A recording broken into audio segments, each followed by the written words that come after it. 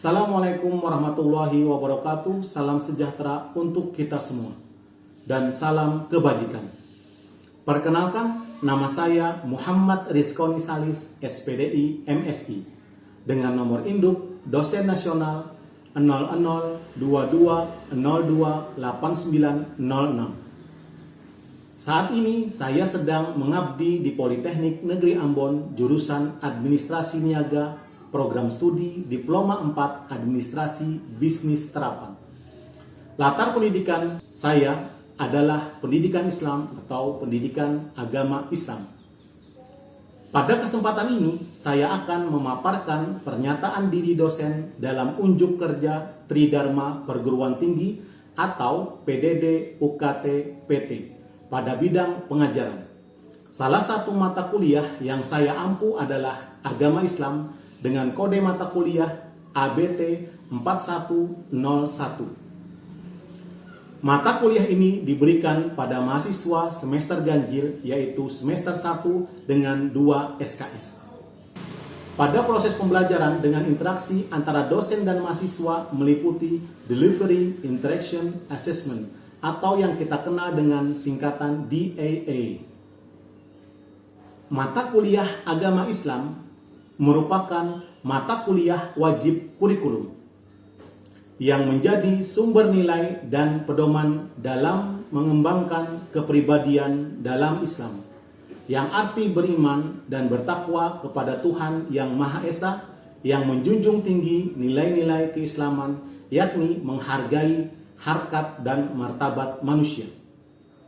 Mata kuliah agama Islam disajikan dalam 12 topik, yaitu yang pertama, konsep ketuhanan dalam perspektif Islam. Kedua, hakikat manusia dalam perspektif Islam. Ketiga, hukum Islam sebagai kebutuhan hidup. Keempat, hak asasi manusia dan demokrasi dalam perspektif Islam. Kelima, etika, moral, dan akhlak dalam perspektif Islam. Keenam, aktualisasi akhlak dalam kehidupan. Ketujuh, adat istiadat dalam perspektif Islam. Kedelapan, kerukunan antar umat beragama dalam kehidupan. Kesembilan, modernisasi dalam perspektif Islam. Kesepuluh, kebudayaan dalam perspektif Islam. Kesebelas, konsep masjid kampus dalam membangun budaya Islam. Dan kedua belas, sejarah kebudayaan Islam di Maluku. Metode dan strategi yang digunakan dalam pembelajaran yaitu pertama ceramah, kedua diskusi, ketiga cooperative learning, keempat praktek, kelima tes evaluasi. Proses perkuliahan dilakukan sebanyak 16 kali pertemuan, di mana pada tengah pertemuan, yaitu pertemuan ke-8, dilaksanakan ujian tengah semester, dan akhir pertemuan, yaitu pertemuan ke-16, dilaksanakan ujian akhir semester. Adapun aspek dan bobot penilaian perkuliahan yaitu pertama, kehadiran dengan bobot 10%. Kedua, tugas dengan bobot 20%. Ketiga, praktek dengan bobot 15%. Keempat, ujian tengah semester dengan bobot 25%. Yang kelima, ujian akhir semester dengan bobot 30%. Selanjutnya, saya akan menampilkan tayangan proses pembelajaran dengan topik pertemuan ke-10, kerukunan antar umat beragama dalam kehidupan. Terima kasih. Assalamualaikum warahmatullahi wabarakatuh. Waalaikumsalam warahmatullahi wabarakatuh. Salam sejahtera buat kita semua. Selamat pagi semuanya.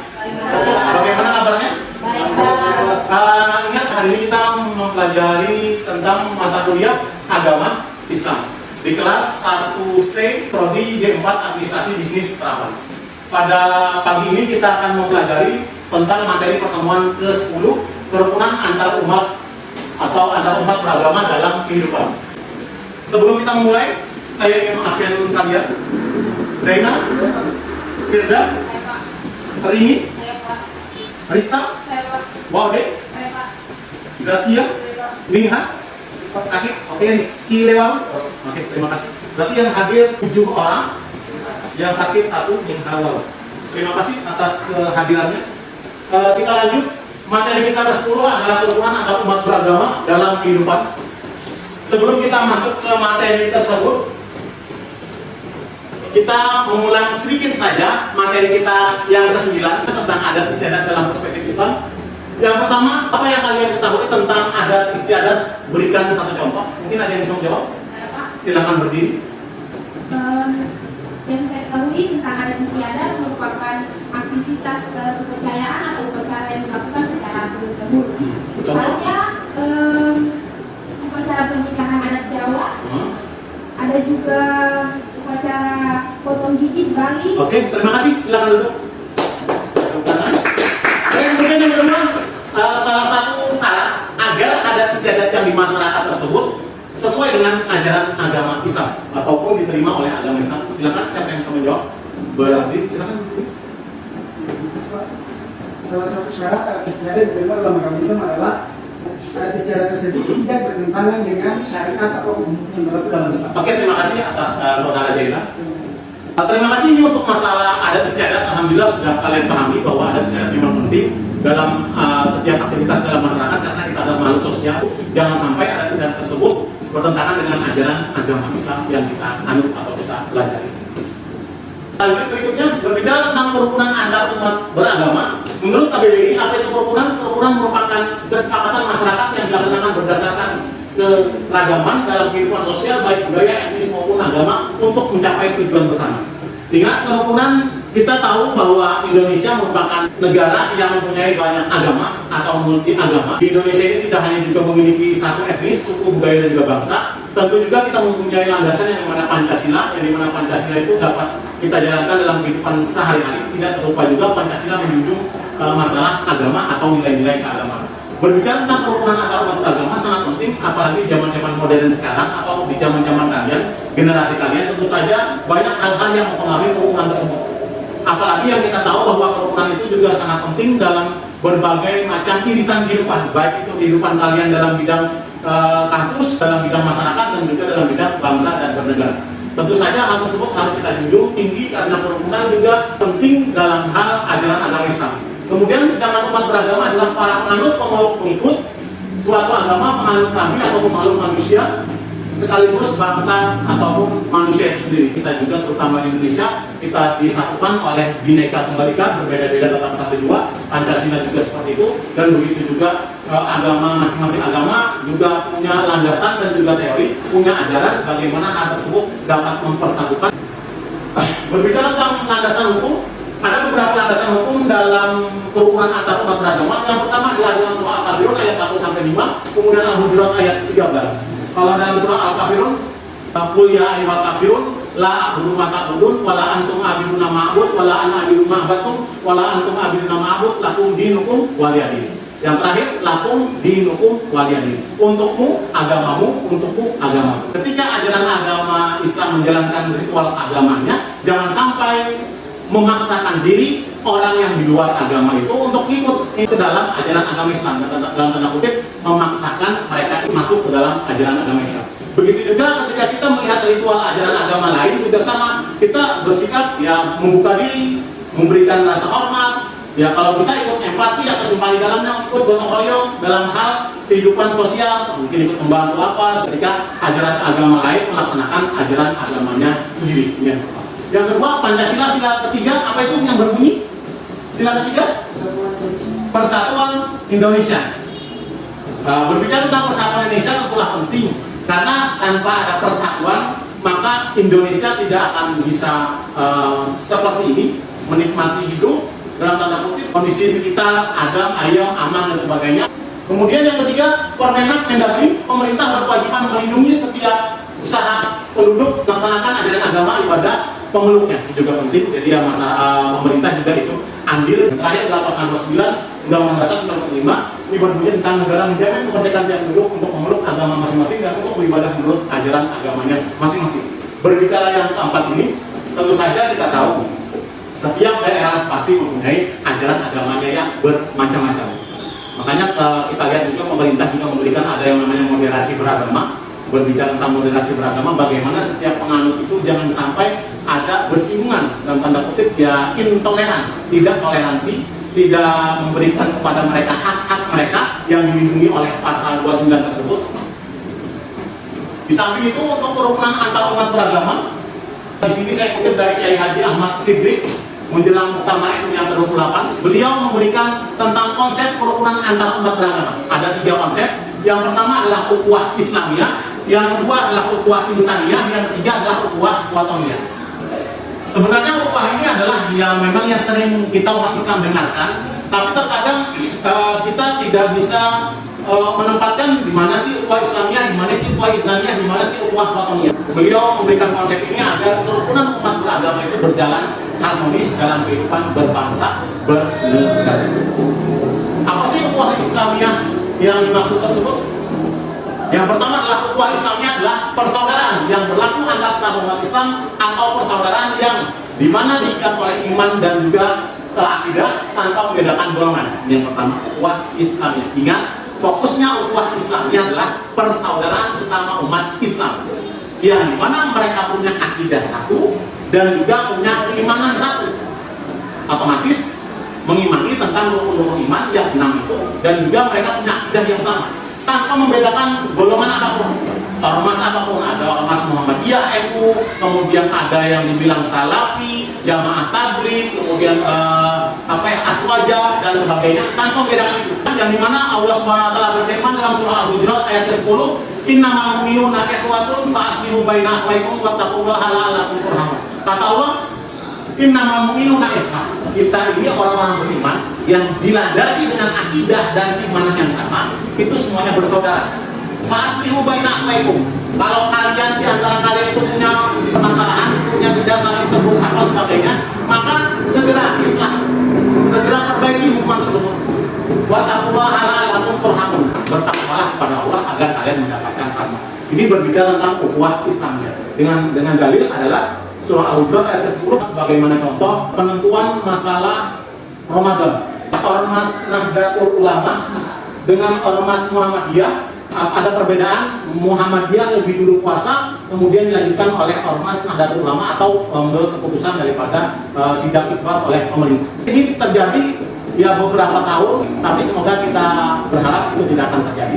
Berbicara hal tersebut bahwa ketika itu terjadi, kita mentolerir karena mereka sesama. Tidak baik itu kalau kalian berposisi sebagai orang yang mengikuti pemerintahan, konteksnya mungkin Nahdlatul Ulama melihat Muhammadiyah yang lebih dulu kuasa. Kalau begitu juga kalau kalian Muhammadiyah juga melihat ya saudara-saudara kita yang mengikuti sidang isbat pemerintahan atau Nahdlatul Ulama, ya juga kalian harus mentolerir itu semua. Karena tetap dalam kondisi akidah dan juga keimanan yang sama. Berbicara tentang ukhuwah Islam. Kemudian yang kedua, ukhuwah insaniyah adalah persaudaraan yang berlaku pada semua manusia secara universal tanpa membedakan agama, suku, ras, dan juga aspek kehidupan lainnya. Persaudaraan yang diikat oleh jiwa manusia. Ingat, ukhuwah insaniyah. Insan adalah manusia, tidak memandang ras, suku, budaya, agama. Semuanya sama, memiliki jiwa kemanusiaan. Ini juga penting bagi kita, apalagi kita sekarang hidup di Maluku atau di Ambon, kota Ambon. Tentu saja karena kita selalu saja berdampingan dengan agama-agama di luar kita, bisa Kristiani, bisa Protestan, bisa Hindu mungkin, bisa juga Buddha yang ada di kota Ambon sekitarnya. Termasuk di daerah di pulau-pulau lain juga, tidak hanya pulau itu dihuni oleh suku setempat, tapi ada suku pendatang, bisa seperti saya suku Banjar, kemudian ada di antara kalian suku Jawa, kemudian suku Sunda, suku Bugis, dan suku-suku yang lain. Ini berbicara tentang insan. Sebagaimana firman Allah dalam surah Al-Hujurat ayat ke-13, ya ayuhan nas inna khalaqnakum min dzakari wa unsa wa ja'alnakum syu'uban wa qabaila lita'arafu inna akramakum indallahi atqakum innallaha alimun khabir. Kata Allah, wahai manusia, inna khalaqnakum min dzakari wa unsa. Aku menciptakan kalian dengan 2 jenis, laki-laki dan perempuan. Dzakar wa unsa, laki-laki dan perempuan. Untuk apa? Wa ja'alnakum syu'uban wa qabaila lita'arafu. Kami jadikan kalian berbangsa-bangsa, bersuku-suku. Untuk apa? Lita'arafu, saling mengenal. Saling mengenal. Makanya kita dibilang adalah manusia itu adalah sosial. Tanpa orang lain kita tidak bisa menjadi apa-apa. Ini berkaitan kata-kata tersebut. Otomatis ta'aruf, saling mengenal. Ketika kalian awal masuk ke kampus, kalian yang namanya ya masing-masing punya mungkin, oh saya berteman suka sama berteman ini, lambat tahun pertemuan kalian dalam pertemanan kalian dalam kelas semakin erat dan sebagainya untuk sama-sama menyelesaikan wisuda kalian sampai akhir. Ada yang bisa memberikan contoh ukhuwah insaniyah? Silakan. Ukhuwah insaniyah, silakan berdiri. Insaniyah. Ya silakan.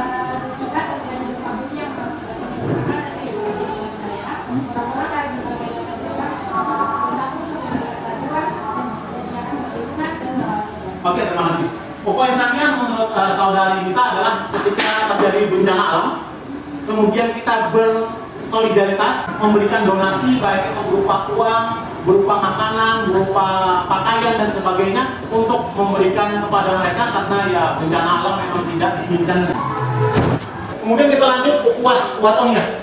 Ukhuwah watoniyah adalah persaudaraan sesama masyarakat atau bangsa dan negara. Bisa dalam tanda kutip bangsa Indonesia antar warga atau antar masyarakat, yang dimana adalah hubungan persaudaraan yang didasari atas persamaan nasib sebangsa alias hubungan ya warga negara dengan pemerintahannya. Ini penting.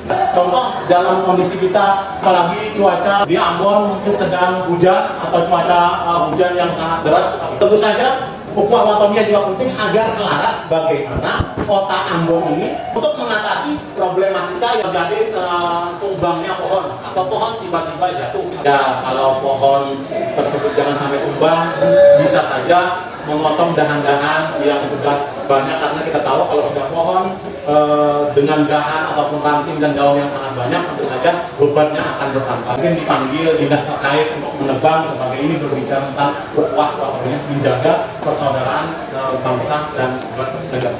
Berbicara tentang ukhuwah watoniyah, mungkin ada yang bisa memberikan contoh lain ukhuwah watoniyah? Silakan. Ada yang bisa memberikan contoh ukhuwah watoniyah? Silakan berdiri.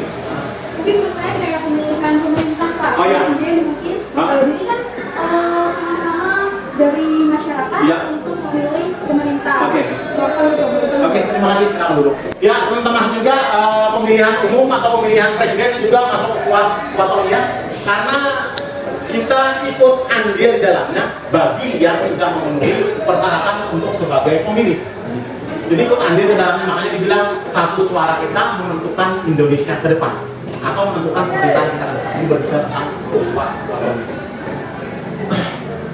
Nah, kita lihat di gambar ini merupakan sebuah pertemuan atau diskusi. Ini juga bisa dikategorikan ukhuwah watoniyah ketika dalam sebuah pemerintahan perlu yang namanya ikut andil tokoh-tokoh agama dan masyarakat, mereka dipanggil. Seperti kita ambil contoh sebuah daerah yang dimana daerah tersebut selalu ada konflik. Konflik itu bisa irisannya satu agama, bisa irisannya masalah budaya, bisa irisannya masalah ras ataupun suku. Nah, ketika itu terjadi, inilah peran pemerintah untuk memberikan sebuah penekanan terhadap ukhuwah watoniyah. Mereka panggil tokoh-tokoh agama, tokoh-tokoh suku-suku yang di sana untuk berdialog. Ini kenapa terjadi hal tersebut? Kenapa sering terjadi kerusuhan? Kenapa sering terjadi perselisihan di daerah tersebut? Setiap kali sebulan sekali atau ketika terjadinya masalah tersebut dipanggil. Ini pentingnya dari dialog antar umat beragama atau tokoh-tokoh di masyarakat. Manfaat daripada ukhuwah yang pertama adalah berbeda suku, adat dan agama saling memperkokoh persatuan. Kita singgung tadi, sila ketiga adalah persatuan Indonesia. Juga selaras tujuannya antara agama dengan pemerintahan. Makanya terjalinlah masalah ukhuwah watoniyah. Kedua adalah kerukunan menjamin stabilitas sosial sebagai syarat untuk pembangunan. Ukhuwah. Syarat pembangunan bagaimana? Kita tahu kalau di sebuah daerah atau negara atau sebuah provinsi atau daerah itu terjadi perpecahan, tidak hanya perpecahan agama, suku ataupun perpecahan yang lainnya, tentu saja stabilitas sosial, sekolah otomatis akan tutup. Kemudian pasar-pasar juga akan tutup. Makanya akhirnya bagaimana? Masyarakatnya tidak mendapatkan pendidikan yang layak, masyarakatnya tidak bisa mengkonsumsi ataupun makanan, orang juga mau berjualan juga sulit. Akan terjadi kalau saya berjualan, saya konsekuensinya barang akan dijarah atau saya akan meninggal dunia dan sebagainya. Ini berbicara tentang yang kedua. Yang ketiga, kerukunan dapat dikerahkan dan dimanfaatkan untuk kelancaran pembangunan dan juga pembangunan. Otomatis kita tahu pembangunan juga penting. Tentu saja setiap ada kerusuhan pasti akan mengakibatkan proses pembangunan itu akan terhambat, malah terkadang kita lihat juga berbagai macam peperangan dan sebagainya. Pasti memang masalah bangunan dan fasilitas umum atau fasilitas-fasilitas yang ada di sekitar kalian pasti akan rusak akibat daripada tidak adanya kerukunan antar umat beragama. Kemudian yang berikutnya adalah ketidakrukunan menimbulkan bentrok dan perang agama mengancam keberlangsungan hidup bangsa dan negara. Kita ambil contoh antara Ukraina dengan Rusia, ini juga tentu saja keberlangsungan negara tersebut ya tidak akan lancar. Kalaupun lancar, mungkin di daerah ibu kotanya saja, tapi di daerah sekitar ekonomi dan sebagainya tidak akan berjalan mulus dan lancar, pembangunan dan sebagainya juga tidak akan berlangsung. Ini berbicara tentang manfaat daripada hubungan antar umat. Di sini saya akan membagikan kelompok. Ada 3 kelompok saya bagi. Kelompok pertama Zena, kelompok kedua Firda, kelompok ketiga Rini, kelompok ke-1 Rista, kelompok kedua Ode, kelompok ketiga Zaskia, kelompok pertama Rizky Lewat. Silakan kumpul berdasarkan kelompok.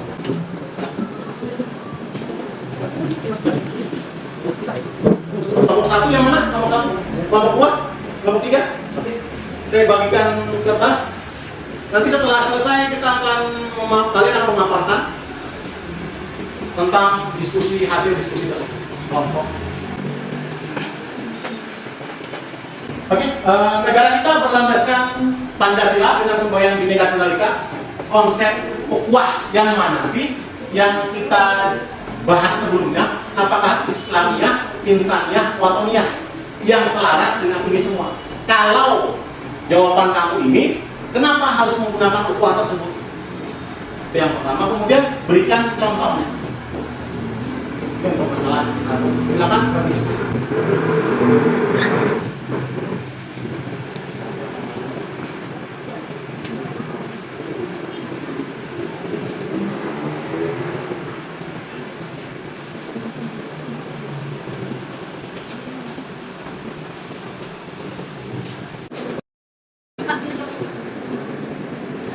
Bagaimana? Udah selesai?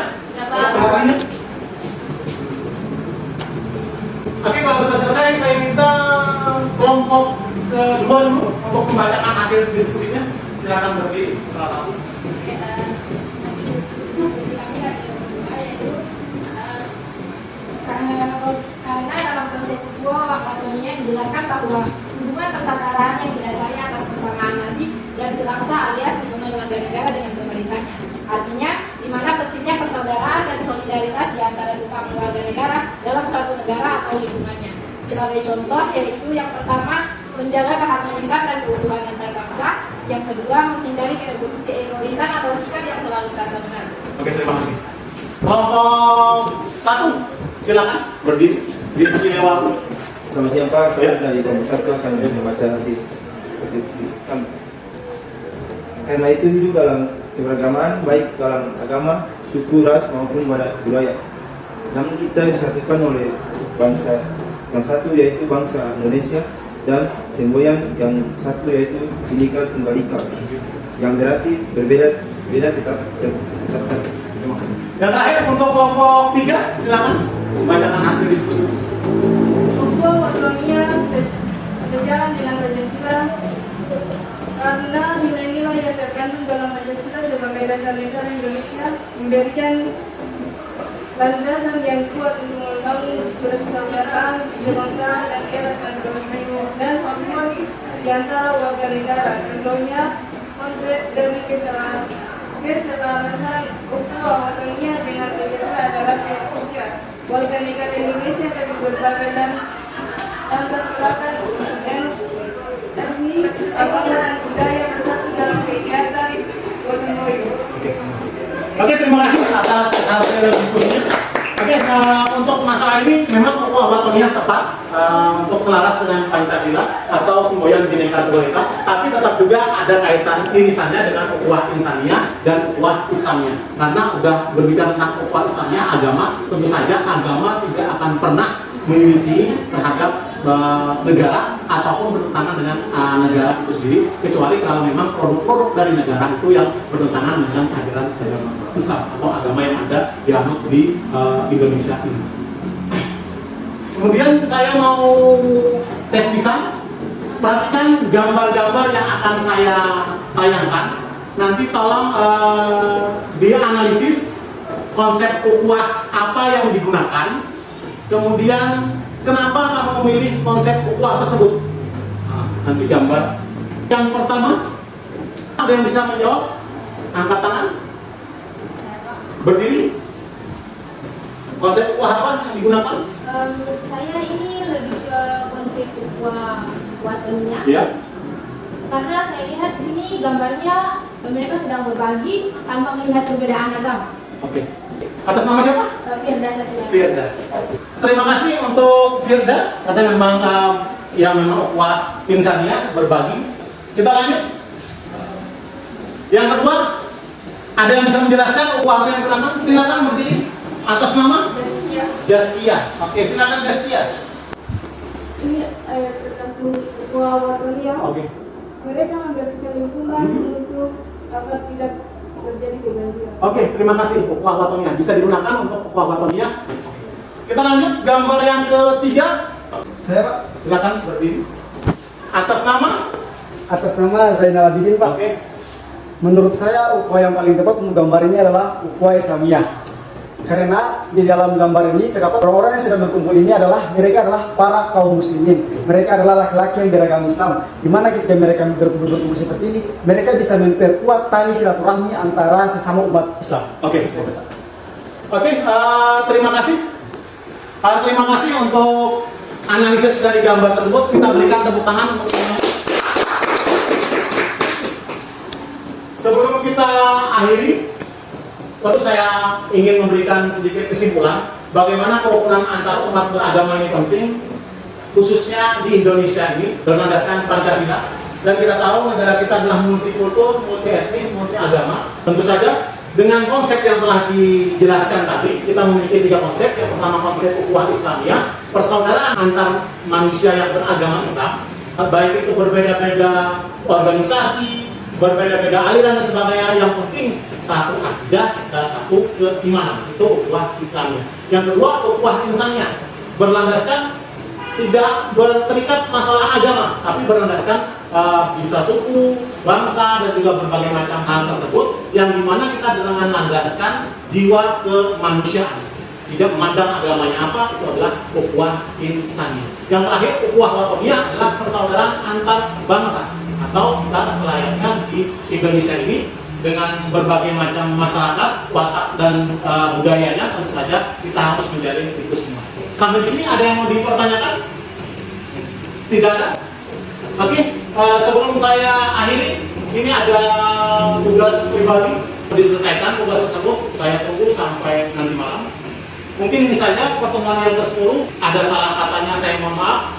Sampai berjumpa lagi di pekan depan dalam keadaan sehat walafiat. Assalamualaikum warahmatullahi wabarakatuh.